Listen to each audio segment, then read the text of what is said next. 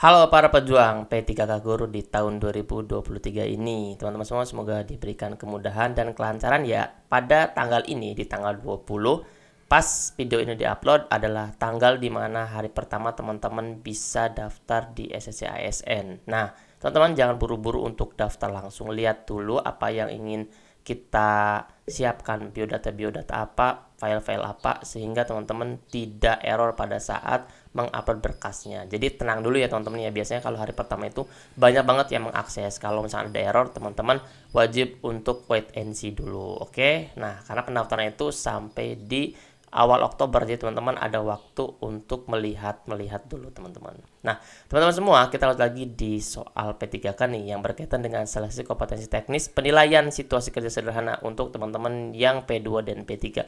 Let's go teman-teman di part ke-31.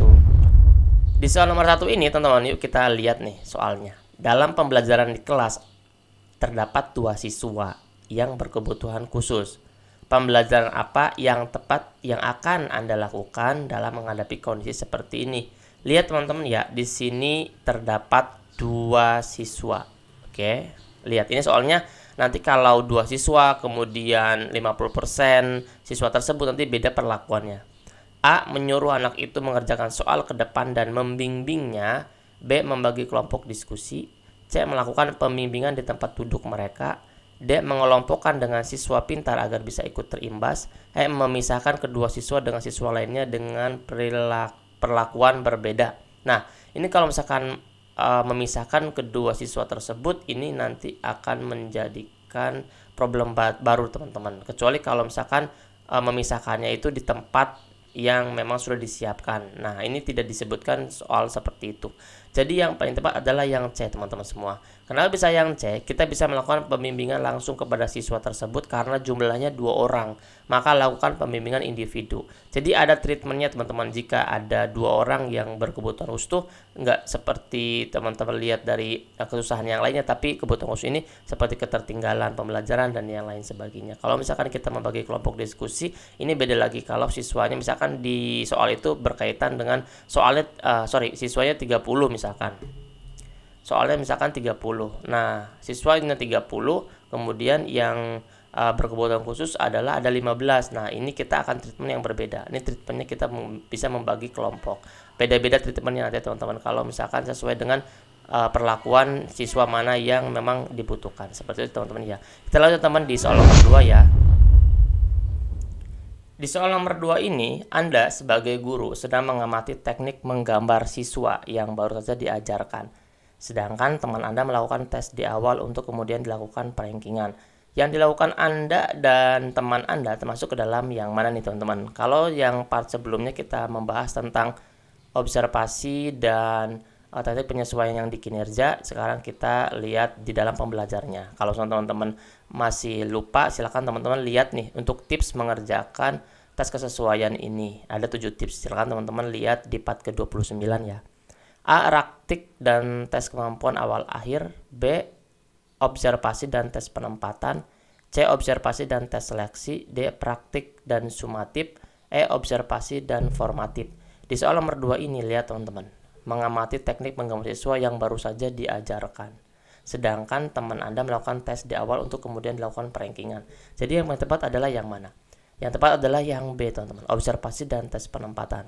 Mengamati salah satu kegiatan observasi, sedangkan tes penempatan kegiatan awalnya bisa menggunakan tes awal terlebih dahulu.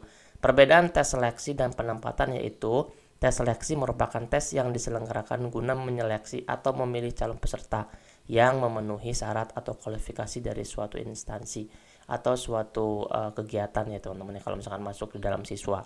Tes penempatan merupakan tes yang diselenggarakan guna menentukan tempat yang cocok bagi peserta. Jadi yang paling tepat adalah yang B, observasi dan tes penempatan. Oke, lanjut ya teman-teman ya di soal nomor 3. Peraturan sekolah Anda tidak diperbolehkan guru atau staf memungut uang atau tanda jasa apapun dalam kepengurusan apapun, karena moto sekolah Anda senyum dan melayani.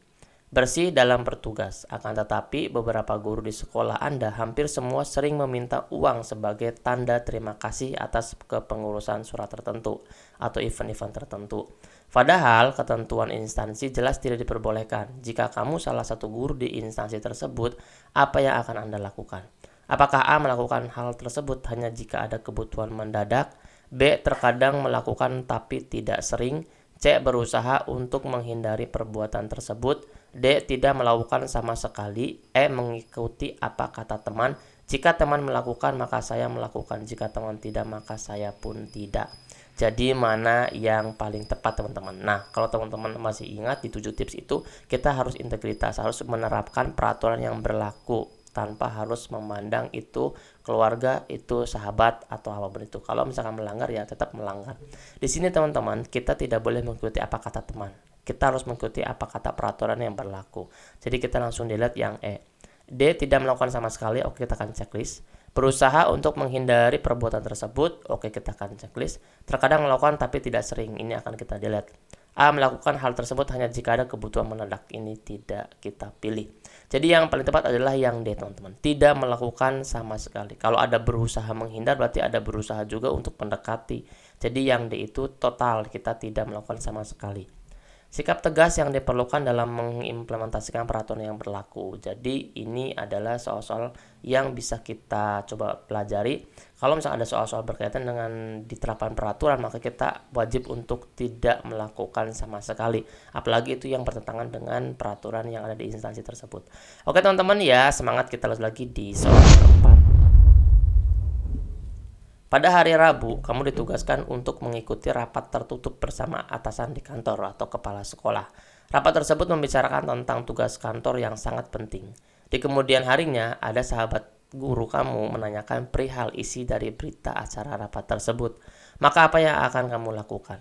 Apakah akan memberitahukan karena dia sahabat akrab saya? Apa menjawab tapi tidak semuanya diceritakan? Tidak mengatakan karena rapat itu sangat rahasia? Menceritakannya kepada sahabatnya dan teman lainnya? E. akan menceritakan jika dia memberikannya uang. Jadi di sini lagi teman-teman saya tegaskan bahwa integritas harus diutamakan. Di sini teman-teman, karena rapatnya adalah sangat penting. Jadi kalau misalkan kita ditugaskan atau memberikan amanat atau ditugasi sesuatu jabatan yang sangat pentingnya, itu tidak boleh diganggu gugat sebuah keputusannya atau dimintai informasinya, maka kita tidak akan bisa tergoyahkan oleh apapun. Kalau akan menceritakan jika diberikan uang, ini bisa disogok teman-teman, ini tidak akan kita pilih. Menceritakan kepada sahabatnya dan teman lainnya, ini tidak ada integritasnya. Saya tidak mengatakan karena rapat itu sangat rahasia, kita akan checklist. Menjawab tapi tidak semuanya, ini tetap aja kita nggak boleh karena ini sangat penting dan sangat rahasia, tidak boleh diketahui oleh seorang pun kecuali atas izin kepala sekolah atau atasan kita. Memberitahukannya karena dia sahabat akrab saya, ini akan kita delete juga. Sesahabat apapun tetap kalau urusan kantor ada rahasia ya tetap rahasia. Jadi yang paling tepat adalah yang C nih teman-teman semua. Rahasia kantor tidak diperlukan untuk disuarakan kembali, terlebih menyangkut rahasia instansi. Jika diperbolehkan oleh instansi atau diperbolehkan oleh kepala sekolah atau pimpinan, maka kita boleh untuk menyampaikan. Selama itu penting dan tidak boleh disampaikan, maka kita tidak boleh menyampaikannya, walaupun itu terhadap sahabat kita. Jadi itu integritasnya harus kita pupuk ya teman-teman ya. Untuk teman-teman semua yang belum daftar kelas belajar angkatan 3, silakan teman-teman ikut di pendampingan kami teman-teman untuk kita belajar menyesuaikan soal-soal yang berkaitan dengan P3K sesuai dengan kesesuaian kerja ini. Silakan teman-teman untuk chat admin aja di 087723317506. Nah teman-teman silakan daftar aja ya ke Mintera. Lanjutnya teman-teman di nomor 5. Jadwal pulang sekolah adalah pukul 14.15 setiap Senin sampai dengan Jumat. Akan tetapi teman satu ruangan kamu selalu pulang 15 menit lebih awal karena dirasa tidak ada lagi kerjaan yang harus diselesaikan. Bagaimana sikap kamu? Apakah mengikuti jejaknya karena kamu juga tidak ada kerjaan yang harus diselesaikan? Kalau mengikuti jejaknya pasti kita langsung delete aja teman-teman. Menegurnya dan menasihati bahwa kantor juga punya peraturan yang harus dipatuhi demi kedisiplinan pegawai. Oke, kita akan checklist. C. Pulang sesuai dengan jam kantor dan tidak memperdulikan teman tersebut. Oke, kita akan checklist. D. Terkadang ikut pulang bersama. Oke, kita akan langsung delete untuk meminimalisir waktu terbuang nih teman-teman. Acuh saja karena saya juga terkadang pulang lebih awal, karena nanti teman-teman akan diberikan waktu pengerjaan yang teman-teman langsung harusnya cepat langsung pilih mana yang berkaitan dengan soal tersebut. Jadi kita menemukan dua, adanya menegurnya dan menasihati atau pulang sesuai jam kantor. Kalau kita pulang sesuai jam kantor ini benar teman-teman, kita benar. Tapi ada poin lebih teman-teman. Di sini menegurnya dan menasihati supaya tidak diulangi lagi, ada actionnya. Kalau pulang sesuai jam kantor itu sudah benar, tapi kita cari poin plusnya apa. Kalau ini ada poin actionnya, yaitu menegur dan menasehati bahwa kantor juga punya peraturan yang harus dipatuhi demi kedisiplinan pegawainya. Oke, jadi kita harus pilih option yang paling benar dari jawaban yang benar. Itu pasti nanti ada teman-teman akan disandingkan dua opsi yang saling berkaitan. Dua opsi ini mirip, tapi kita coba lagi ditelaah lagi mana yang paling bisa kita pilih karena punya option lebih atau tambahan. Oke, seperti itu ya teman-teman ya. Teman-teman jangan patah semangat, terus berjuang, terus belajar. Jangan lupa di subscribe, like, dan bagikan video ini ke teman-teman guru yang lainnya. Saya doakan semoga yang membagikan video ini dan menonton video ini semuanya lulus P3K di tahun 2023 ini. Tetap semangat ya teman-teman ya, nantikan kita akan update lagi soal-soal berikutnya. Terima kasih teman-teman, dadah.